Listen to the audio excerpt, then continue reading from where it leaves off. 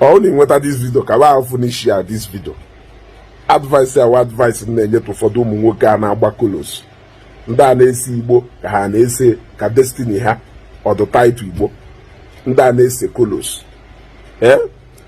Since iji wee bido sebe that kolos Igbo na ife ahụ nọ na-aṅụ, ọ na-ifro na that na-adọrọ mma n'ahụ. Ọ na-ifro that you are losing weight even when you are not exercising. Ọ na-ifro na ahụ na-afịchịsị. Ọ na-ifro na ahụ na-akpụ nkụ. Ọ na-ifro niile lose composure. Ọ na-ifro na that na-adọrọ mma n'ahụ. Ka unu si na-eri ife adụghị ụnụ mma n'ahụ. Ifo ka nsi wedo nwoke juru eju, nwoke na-ede mmanụ, nwoke dị fresh. Ebe ifuru m etestibụ m anything dụka siga, anything dụka ife a na-ese whether siga, codeine, whatever thing ọsọkwa ụgwọ kpọọ ya, etestibụ onye sinsi nne ji wee mụ m. Ịghọtago? And you have to control your intake of alcohol. Okwefu ka nwoke dị. That is why ụfọdụ ndị mmadụ ji efiru na mụ ụmụazị. Nwanne abụrụ m ụmụazị nwobere ife ọpịachie 40. Nwobere ife ọpịachie 40. Ọkwọrị ofu aka mma na ntọ the likes of onye obodo na ndị otu. Ịta aka mma na ntọ the likes of onye obodo na ndị otu. And not only that, na mụ tọrọ fa. Na mụ ji about close to 4 years. Ụfọdụ n'ime ha 5 years. Ụfọdụ n'ime ha 6 years. Ụfọdụ n'ime ha eji m even close to 10 years wee tụ ụfọdụ n'ime ha. Mana ịpụta ifu ha atụcha aka. Ịghọtago? Esezi na ụmụ ife niile ahụ na ọdụ ọgwụ mma na-arụ. Eji oyi eme okorobịa. Chụba ego. Onye ka o ji emu nsecha abata ụna adalụ nwaanyị ndebe n'ụlọ na-etigwụsị. Nsecha abata ụna na-consult nuisance to the society. Unu jecha abata ụna amụrụ kpalụ. Unu jecha abata ụna na-ekwu a lot of okwu eji egbe na mma ekwu. Unu ewere ọnụ nkịtị na-ekwu.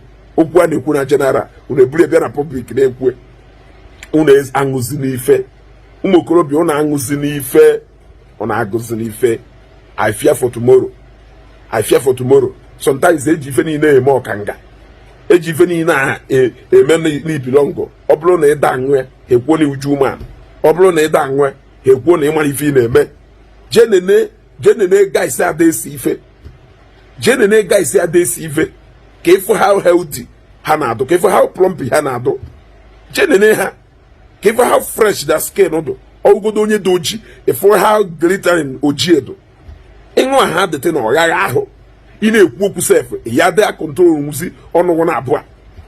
Ife anya onye ahụ na-enwu, ife iwu onye ahụ na-etikpọ. Nenegodo ndị niile sịrị na ha nọ na Marian record. Je nenegodo ha. Yes. Je nene ha, inene ha, ifo ka ha si wee dụka azịza. Sinoreski na-aga, ọdụka ajụọ na-ekwe. Ji onye wudi ọga kpatabata of the Marian record na onwe ya, efu ya not minded ego niile oji. Efu ya onwe mgbe ihe ji wee fi ọdụka mmadụ. Ahụ ya deto nni. Efu ya ọ na-aga ka ife ikuku na-ebu. That all those things adụrụ mma na arụgo. Kwụsị ya. Ọ bụrụ na inwego addiction na look for how to rehabilitate yourself. You will thank me later. Live a very healthy lifestyle. Eat more of fruits.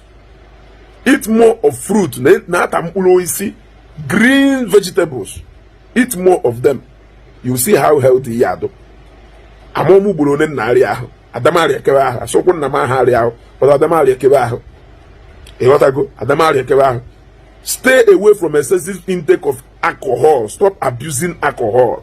Ejihoye eme ọkanga. Ejihoye eme odogwu. Ohonye ka ya wi mekaricha. Owolu ni mekaricha ego.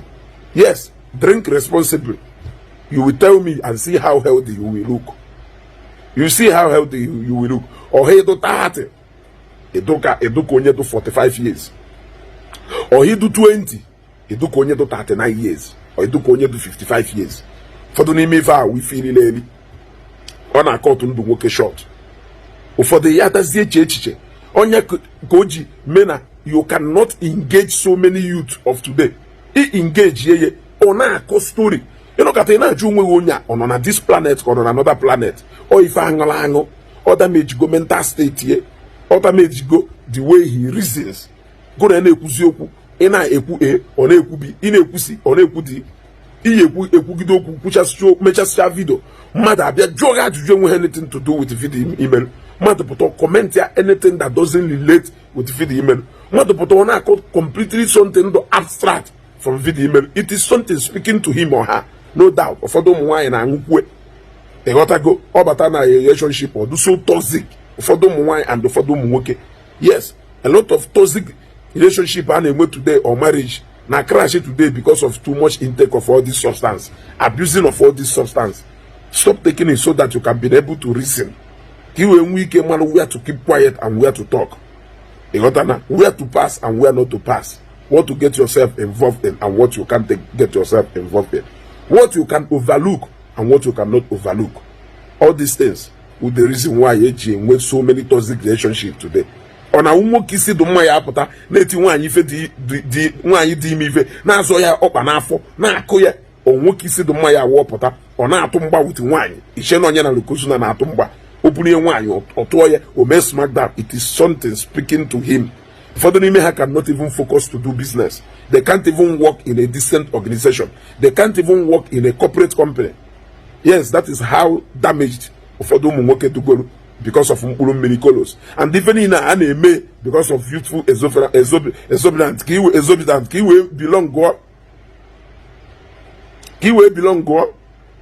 Ki belong go. I don't want to belong for my sanity. I don't want to belong so that my sense will be intact. I don't want to belong there. Stay away from that group who lead you constantly to that side. Stay away from that group. To crown it all on Ofodo, Ndenwe Honyaka, Ndenwe helper, Nejeso Fodo Omu big man. Ndema Echini no Nyebenso, Nayato Yaka to UK. Echini no Nyebenso, Nayato Yaka to America. Nkoma I don't left ever and I constitute nuisance to the rest of us. You need to disturb the rest of us. They will problem to the rest of us. But even a lot of guys or doka hana wiala.